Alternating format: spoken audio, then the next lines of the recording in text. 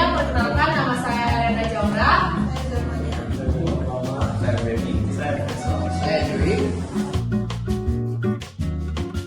Saya akan mulai dengan pendahuluan, yaitu latar belakang dan rumusan masalah. Korupsi itu merupakan salah satu penyakit masyarakat yang sudah ada, yang sejenis dengan kejahatan lain seperti pencurian yang sudah ada sejak manusia bermasyarakat di atas bumi ini. Masalah utama yang dihadapi tentang korupsi itu adalah korupsi itu meningkat seiring dengan kemajuan kemakmuran dan teknologi. Bahkan pengalaman memperlihatkan bahwa semakin maju di suatu bangsa pembangunan, semakin besar kebutuhan yang mendorong orang untuk melakukan korupsi demi memenuhi kebutuhan hidup yang ada. Pada dasarnya, korupsi adalah kejahatan gelap putih yang justru dilakukan oleh para aparat negara yang seharusnya memberantas tindak pidana korupsi. Perbuatan korupsi bisa masuk di dalam banyak bentuk. Perbuatan korupsi bisa mulai dari barang dan jasa yang menyalahi prosedur, suap, penyalahgunaan wewenang, pemberian dan penerimaan gratifikasi, dan semua ini punya potensi atau resiko untuk membawa kerugian kepada perekonomian negara. Sekian dari saya. Oke, kali ini saya akan menjelaskan bagaimana dan apa pengertian dari korupsi. Pertama kali, menurut korupsi Muhammad Ali adalah tindakan yang sangat buruk dan juga sangat butut, di mana korupsi sendiri menghambatkan dan juga tidak menghalalkan uang yang diberikan. Kemudian menurut Muhammad, korupsi adalah suatu tindakan yang menyalahgunakan kekuasaan, di mana korupsi sendiri telah menyalahgunakan tindakan dan juga tidak memberikan kekuasaan dalam bidang. Dan menurut memahami, korupsi adalah suatu tindakan di mana menyalahkan kekuasaan dan juga posisi.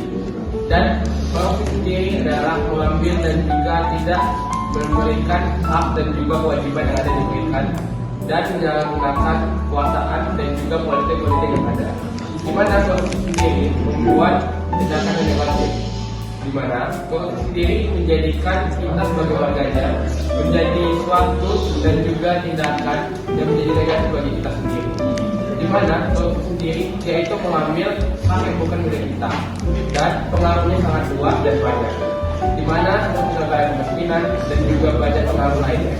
Kemudian kita lanjut ke dampaknya kepada budaya taat hukum, di mana pertama kali budaya taat hukum yaitu budaya yang dilakukan untuk menaatkan dan juga memberikan suatu pedoman bagi kita, di mana pengaruh terhadap budaya taat hukum yang pertama kali yaitu memberikan kita efektivitas dengan tidak percaya terhadap pemerintahan, di mana sesuai ini kita memberikan suatu percaya kepada pemerintahan kita, tetapi pemerintah kita sendiri yang tidak mempercayakannya kepada kita. Kemudian yang kedua, kita lanjut, yaitu kita tidak akan menjadi budaya taat hukum lagi, di mana negara Indonesia sendiri adalah negara hukum.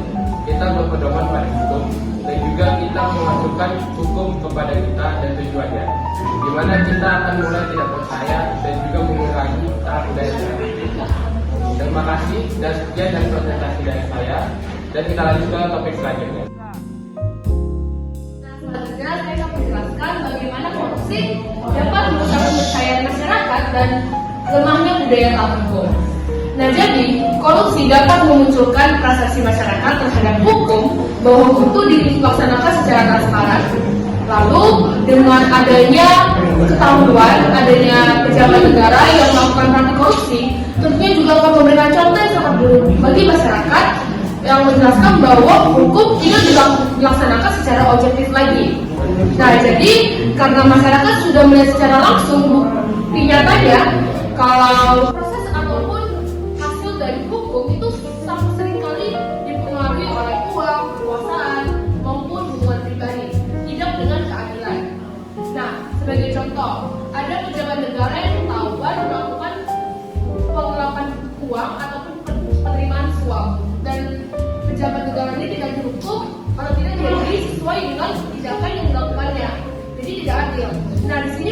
dapat berpikiran bahwa hukum tidak berlaku bagi semua orang, namun hanya berlaku bagi orang yang dapat bermain pada kebijakan yang sudah besar itu.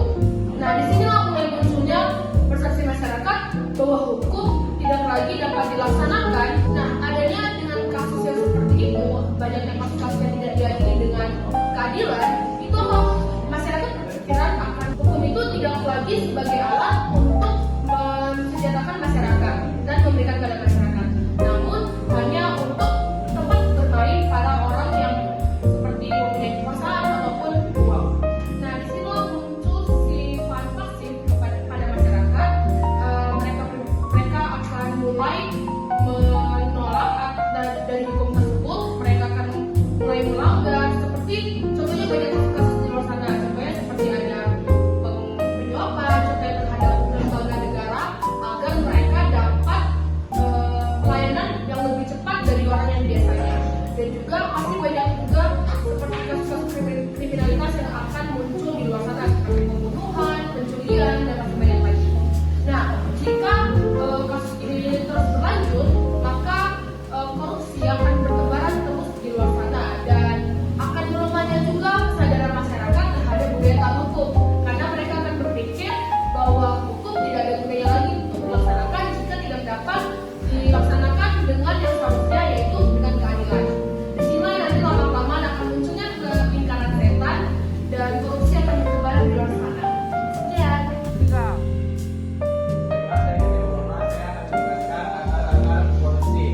Korupsi merupakan masalah kompleks yang dipengaruhi oleh berbagai faktor, mulai dari faktor seperti faktor hukum, budaya, sosial, dan ekonomi. Sistem hukum yang lemah, kurangnya pengawasan, serta ketiadaan transparansi dalam pengelolaan anggaran dan pengambilan keputusan memberikan peluang besar bagi praktik korupsi di negara dengan hukum yang tidak tegas.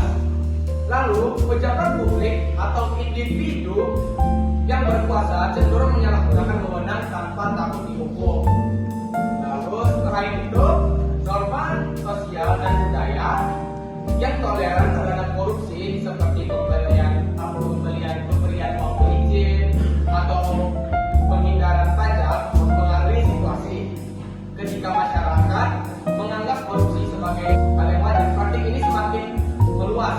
Kurangnya pendidikan moral yang menanamkan nilai integritas dan kejujuran turut melemahkan budaya hukum. Faktor ekonomi juga memainkan peran penting. Ketimpangan ekonomi yang besar dan sulitnya akses terhadap pendidikan atau peluang ekonomi memaksa sebagian orang mencari cara instan. Kemiskinan dan ketidakadilan distribusi kekayaan semakin memperburuk situasi ini. Mengatasi korupsi memerlukan pendekatan komprehensif seperti reformasi sistem hukum, pendidikan karakter, pemberantasan penyimpangan ekonomi, serta upaya menciptakan transparansi. Langkah-langkah ini dapat mengurangi akar korupsi dan mendorong terciptanya masyarakat yang adil dan bersih. Saya Gani Obama, terima kasih. Selanjutnya saya akan menjelaskan tentang upaya pemberantasan korupsi.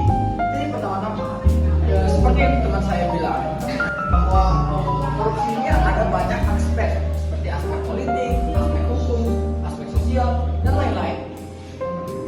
Juga ada beberapa kan akar-akar masalah yang dia bilang, seperti pengawasan yang kurang baik atau kurang ketat. Kedua, faktor ekonomi yang menimbulkan orang bisa melakukan korupsi. Dan ketiga, perbedaan dari sistem hukum yang baik dan yang benar dengan sistem hukum kita yang sekarang yang tidak terlalu ketat. Jadi pertama, upaya yang pemberantasan yang bisa saya katakan adalah mereformasikan sistem hukum. Kita bisa mereformasikan sistem hukum bisa dengan memberi peraturan-peraturan lagi atau yang baru, memperbarui peraturan-peraturan agar bisa lebih bagus untuk dipakai pada hari sekarang, dan yang ketiga juga kita bisa mengawasi dengan lebih ketat pada masyarakat sekarang. Jadi kalau misalnya faktor ekonomi paling ada cara, yaitu mengurangi perbedaan dari orang yang kaya dengan orang yang miskin. Karena orang yang miskin akan tergolong lebih sering melakukan korupsi, karena mereka merasakan bahwa tidak ada cara lain untuk hidup dalam hidup dia.